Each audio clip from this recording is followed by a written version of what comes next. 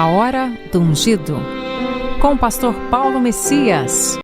Olá, meus amados irmãos e irmãs, a quem vos cumprimento com a graça e com a paz do Senhor Jesus.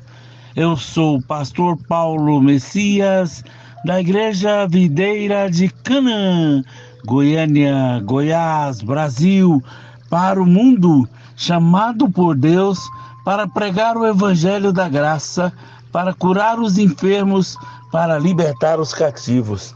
Mas antes de orar com você, eu gostaria de responder uma pergunta. Como podemos participar plenamente do poder espiritual da ceia do Senhor? Preste atenção. A primeira coisa, precisamos aprender a discernir o pão. 1 Coríntios capítulo 10, verso 17. Porque nós, embora muitos, somos unicamente um pão, um só corpo, porque todos participando de um único pão. Existem duas comunhões aqui, o próprio Cristo e com o seu corpo, que é a igreja. Quando alguém enxerga a Cristo de forma real, ele também enxerga a igreja. Quem não é pela igreja nunca viu Cristo em sua plenitude. Ele é o cabeça e a igreja é a plenitude dele. Quem peca contra um membro, peca contra o próprio Cristo. Quem destrói a igreja será destruído.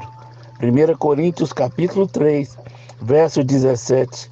Quando não há discernimento, sofremos por isso.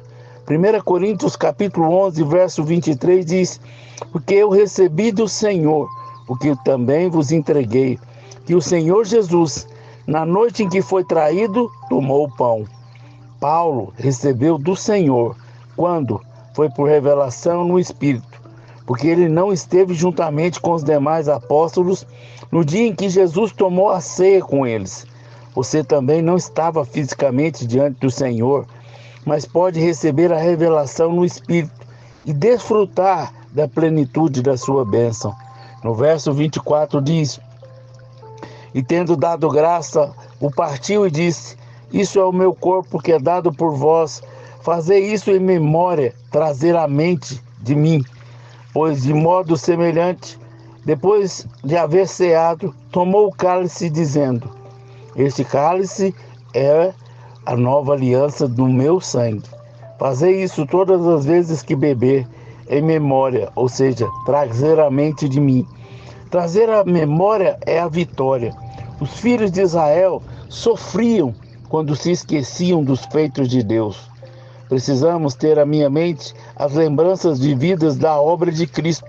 Em Juízes, quando os filhos de Israel não se lembravam do Senhor, eles pereciam pelos adversários.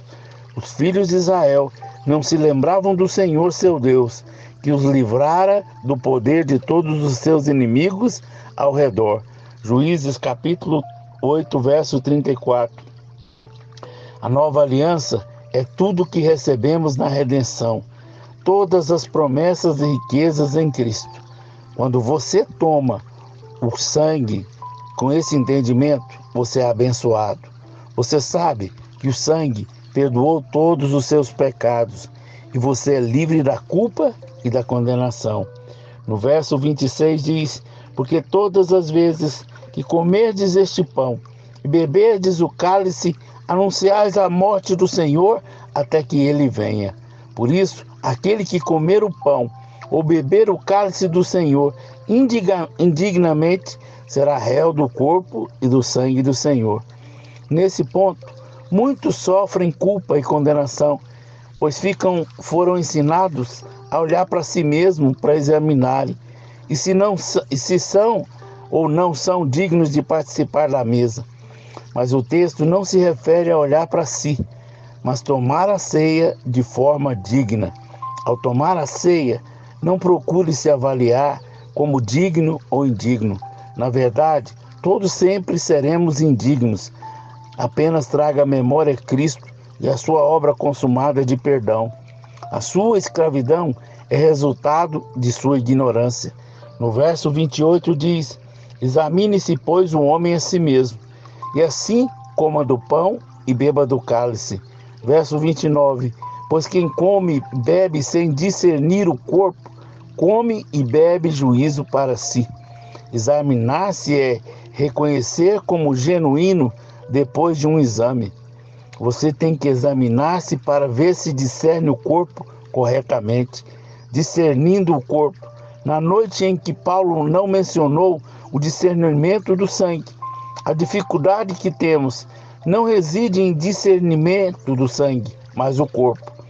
Quem come e bebe sem discernir o corpo, que é a igreja, é fraco, doente e sem discernimento. No verso 30, eis a razão, porque há entre vós muitos fracos e doentes, e não poucos os que dormem.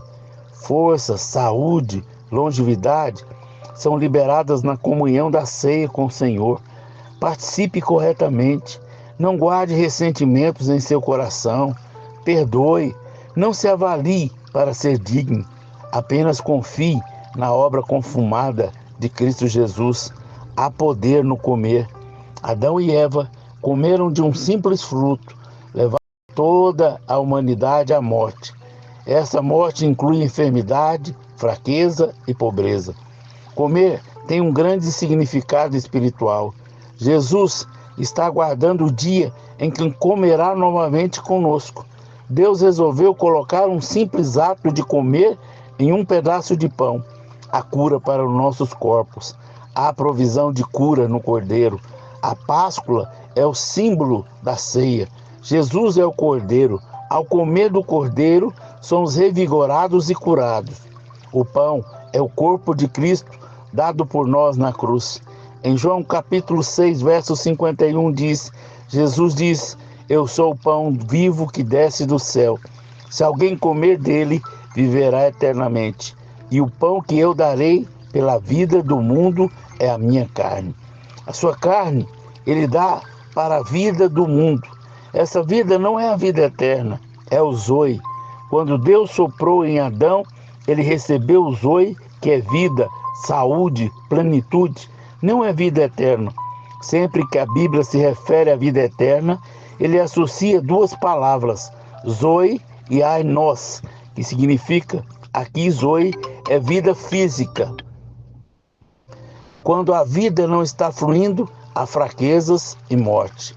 No verso 55, pois a minha carne é a verdadeira comida, e o meu sangue a verdadeira bebida.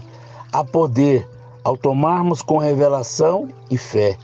As virtudes do corpo de Cristo são liberadas para o meu corpo, e a verdadeira comida e a verdadeira bebida.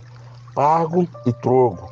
Jesus, no meio do discurso, troca a palavra grega traduzida para nós como comer.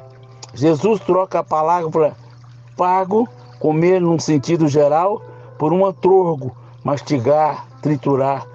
Lendo desde o verso 53, nós temos: respondeu-lhe Jesus: em verdade vos digo, se não comerdes a carne do Filho do Homem e não beberdes o seu sangue, não tendes vida em vós mesmos. Quem comer a minha carne e beber o meu sangue tem a vida eterna, e eu ressuscitarei no último dia. Pois a minha carne é a verdadeira comida, e o meu sangue a verdadeira bebida. Quem comer a minha carne e beber o meu sangue permanece em mim e eu nele. Quem comer a minha carne e beber o meu sangue permanece em mim e eu nele. Quem mastigar a minha carne e beber o meu sangue permanece, é ter comunhão, manifestação. Não se trata de um sentido espiritual, como a primeira palavra fago. No verso 37, assim como meu Pai me enviou, meu Pai vive e me enviou, igualmente eu vivo pelo meu Pai, também quem de mim se alimenta, por mim viverá. Vivemos pela vida de Cristo, ao comermos a ceia do Senhor. Aleluia. Pai, eu oro para que essas palavras sejam reveladas ao nosso coração.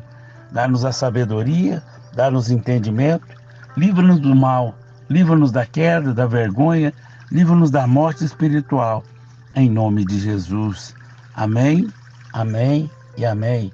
Meu amado irmão, minha amada irmã, você que foi abençoado com essa palavra, ouvindo essa palavra, comente aí no nosso canal, nos ajude a divulgar para que mais pessoas possam participar plenamente do poder espiritual da ceia do Senhor.